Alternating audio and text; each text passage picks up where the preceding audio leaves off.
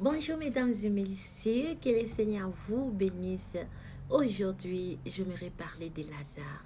En tout cas, j'ai eu cette poussée de parler à un Lazare qui va me suivre. Et donc, j'aimerais te dire que ce n'est pas facile, n'est-ce pas? Tu te retrouves là-bas, tu es déjà bandé, il n'y a plus de vie en toi.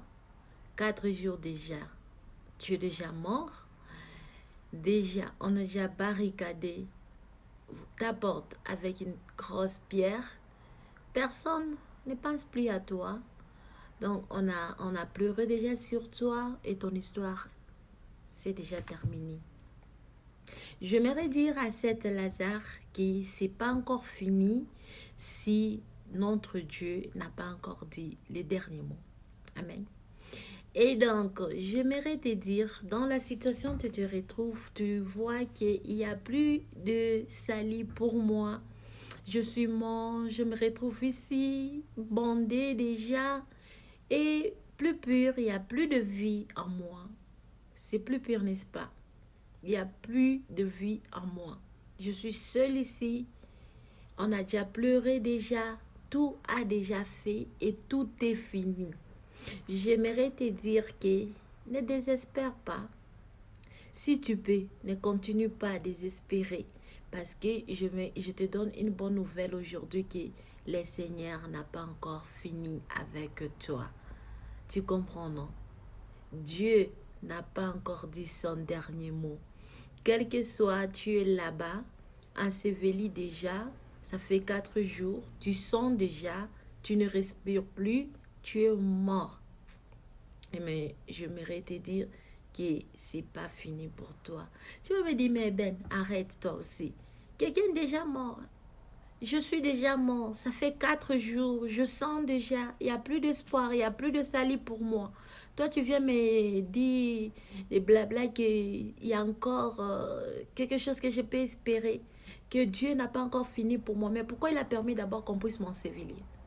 J'ai la réponse pour toi. Et nous allons lire les gens chapitre Jean, du chapitre 11 et les versets 4. Ça nous dit quoi? Lisons la parole de Dieu. Après avoir entendu cela, Jésus dit, cette maladie n'est point à la mort, mais il est pour la gloire de Dieu, afin que le Fils de Dieu soit glorifié par elle. Alléluia. J'aimerais dire, Lazare, cette situation que tu es en train de passer, c'est pour que le Fils de Dieu puisse se glorifier. Cette maladie que tu as, si tu es dans l'hôpital, bien sûr, même à la maison, tu as déjà été diagnostiqué et donc tu n'as plus de temps en vie. Je voudrais te dire que cette maladie ne t'amènera pas à la mort parce que le Seigneur te dit, cette situation-là, cette maladie-là, c'est pour que le Fils de Dieu puisse se glorifier. N'est-ce pas une bonne nouvelle pour toi? Alléluia. Nous allons lire dans le même chapitre 11, les versets 43 maintenant. Ça nous dit quoi? Ça nous dit, ayant dit cela, il cria d'une voix forte, Lazare, sors. Pourquoi tu ne veux pas d'abord te donner une autre chance et dire que je veux obéir à la parole de Dieu? Oui, obéis la parole de Dieu parce que il est derrière sa parole pour l'accomplir. Pour l'accomplir, il n'est pas un homme pour mentir, ni un fils de l'homme pour se repentir. Donc, j'aimerais te dire qu'aujourd'hui, au travers de cette vidéo, Jésus est prêt de prendre cette décision et te dire non, sors de cette situation. Il va se crier d'une voix forte parce que tu as été fidèle. Imagine-toi qui est une personne ordinaire, tu te décides de rester fidèle à Dieu, de croire en Dieu même quand c'est difficile, de croire en Dieu quand même c'est impossible, non? Tu es déjà enseveli, tu as plus de vie, tous tes amis, ta famille, donc tu es déjà mort pour eux, c'est fini, ils t'ont déjà enterré. Mais toi, quand même, tu te dis non, je vais rester fidèle à Dieu parce que je crois qu'il n'a pas encore dit son dernier mot. Tu vois, non? Et pourquoi pas? Et là, c'est comme si tu es en train de mettre notre Seigneur dans le dilemme. Et puis, il va venir. Il va venir, je te dis, il va s'écrire. Pourquoi il a crié d'une voix forte comme la parole dit. Pourquoi il cria? Dit, il cria d'une voix forte. Pourquoi le Seigneur va crier d'une voix forte? Parce que parfois il va dire non, trop, c'est trop. Fini la récréation. Non, pas jusque-là.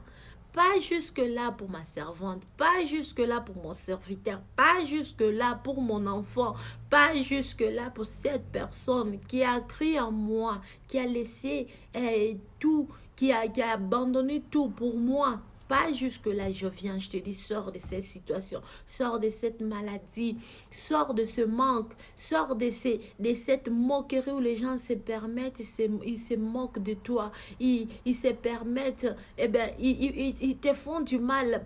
Tu ne les as rien fait, mais tu vois les gens qui se permettent, ils te font du mal sans rien faire. Le Seigneur te dit maintenant, à travers cette vidéo, que ça suffit. Que ça suffit. Sors de cette situation. Sors de cette situation. Quel que soit ton état, quel que soit qu'on a barricadé ta porte avec une grosse pierre. Et donc, il n'y a plus moyen, tu es bandé, tu ne peux pas t'élever. Et ce qui est très pire, c'est parce qu'il n'y a plus de vie en toi. Mais lui, il redonne. Jésus-Christ de Nazareth redonne la vie à ceux qui semblent morts, ceux qui semblent être morts à tes yeux. Le diable te dit que c'est mort pour moi, c'est mort pour ma famille, c'est mort, c'est mort, c'est mort. J'aimerais te dire, c'est mort pour mon business, c'est mort pour mon travail. J'aimerais dire à quelqu'un que Jésus-Christ a le pouvoir. Il a le pouvoir de redonner la vie à ce que toi, qui te ressemble impossible. C'est pourquoi il a dit à Ézéchiel, est-ce que ces os peut-il encore vivre? Il a répondu, Seigneur, toi seul tu sais. Il n'y a que Dieu qui connaît ta situation pour de vrai. Il n'y a que Dieu qui connaît ce que tu es en train de traverser maintenant pour de vrai. Et donc quand Ézéchiel a répondu cela, et le Seigneur a commencé à dire, dis, parle à ces ossements. Parle, commence à parler. Toi, je commence à parler que je sors de cette situation au nom de Jésus-Christ. Cette maladie, c'est pour que le Seigneur puisse se glorifier. Cette situation où je suis maintenant, c'est pour que le Fils de Dieu puisse se glorifier. Que le Seigneur vous bénisse. J'espère que tu vas retrouver foi parce que Dieu n'a pas dit son dernier mot encore. Que le Seigneur vous bénisse. Soyez bénis, restez toujours bénis dans la joie de notre Père céleste. Merci beaucoup et au revoir. Si vous êtes bénis au travers de cette vidéo, pourquoi dire que je sors de cette situation? Dans le commentaire, likez, partagez ma vidéo et aussi abonnez-vous si vous ne l'avez pas encore fait. Que le Seigneur vous bénisse. Bye bye.